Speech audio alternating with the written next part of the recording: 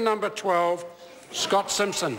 Thank you, Mr Speaker. My question is to the Minister for Small Business and asks, what steps is this government taking to support growth for small business? Mr Speaker. Honourable Craig Foss. Thank you, Mr Speaker.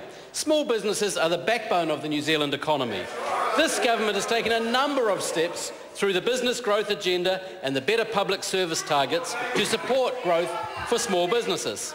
Another initiative is the Regional Business Partners Program, which aims to deliver a service valued by small and medium businesses in the regions across New Zealand.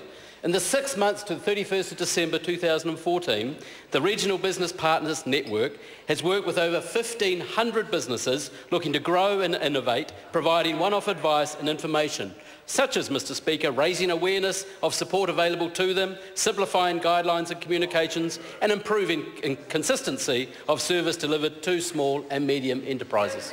Supplementary, Mr Speaker. Supplementary question, Scott Simpson. What reports has the Minister seen which show that there is growth in small and medium-sized businesses? Mr Speaker. Honourable Craig Foss. Mr Speaker, I've seen a number of recent reports that confirm there is growth amongst small and medium businesses. The ANZ Business Outlook report states, and I quote, "Business confidence is buoyant. Businesses remain very optimistic, and as a result, a net 22% expect to be investing more." The report also talks about business growth being strongly correlated to GDP growth. New Zealand's GDP growth of 3.2% and strong GDP growth in the regions of New Zealand will give small and medium businesses even more confidence to grow under the policies and economic management of this government. Supplementary, Mr Speaker. Supplementary question, Scott Simpson. Mr Speaker, to the Minister, what factors would stifle the growth of small business? Oh, Mr Speaker. Honourable Craig Foss. Mr Speaker, there are a number of factors that would remove flexibility and stifle the growth of small businesses. They include such as adding complex new taxes would stifle the growth of small businesses. Enforcing and making compulsory unionised workplaces would stifle the growth of small businesses. Reducing the ability of small businesses to employ people for trial period would stifle their growth. Mr Speaker, if we want small businesses to grow and hire more Kiwis, the last thing they need is those initiatives which are promoted by the Labour Party. Order. Supplementary. Supplementary question, Barbara Stewart. Thank you, Mr Speaker. Can the Minister list his 5 favourite regulations benefiting small business from the 1,246 statutory regulations gazetted in the 50th Parliament? Mr Speaker, well, my favourite is probably a whole lot more than 5, but I suppose the rules and regulations in and around small business, creating a low tax environment, simplifying the tax system, bringing our accounts into surplus to keep interest rates lower, the 90-day trial system which is covered in regulation. I could go on, Mr Speaker, but it is a Thursday. But I could suggest the member looked at the business growth agenda, of which you'll see 350 actions, of which over half are well now completed. Supplementary. Supplementary. Order. Supplementary question, Jacinda Ardern. Supplementary to the Minister.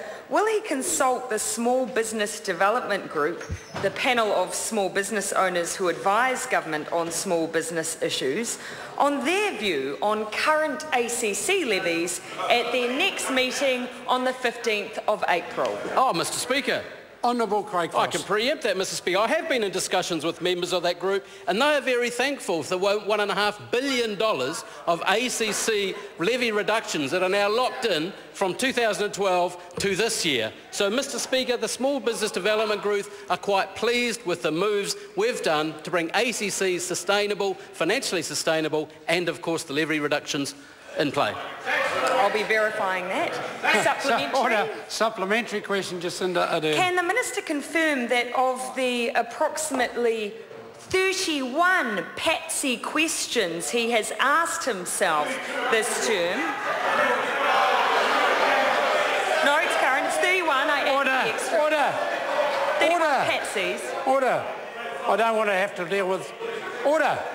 I don't want to have to deal with anybody severely on this side of the House at this stage of proceedings. Good at. Now, the member might want to start the question again. Yes, I'm happy to. Can the Minister confirm that of the 31 patsy questions he has asked himself.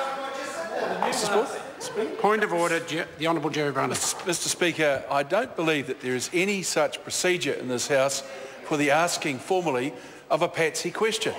There is, however, an opportunity for opposition parties to ask questions, but of course they don't, because they don't like the answers, particularly in this case. I've been in the House somewhat longer than Mr Brownlee, not much, but I've heard many, many patsy questions asked in question time. Jacinda Ardern. Thank you, Mr Speaker. I'm going to start again. Can the Minister confirm that of the 31 patsy questions he has asked himself, not one has included anything substantive to reduce the cost of doing business? And if so, will he accept our suggestion that he use his next patsy question to announce a reduction in ACC levies? Mr Speaker. Order.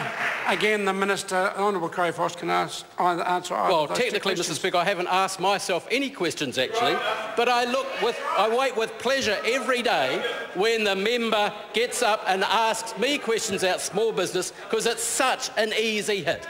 Because everything that member talks about on their policy, be there voting against $1.5 billion of ACC cuts, capital gains tax, compulsory unionism, you name it, compliance frenzy, the member can shake her face, twinder her head. Order. Well, I've heard enough. Order.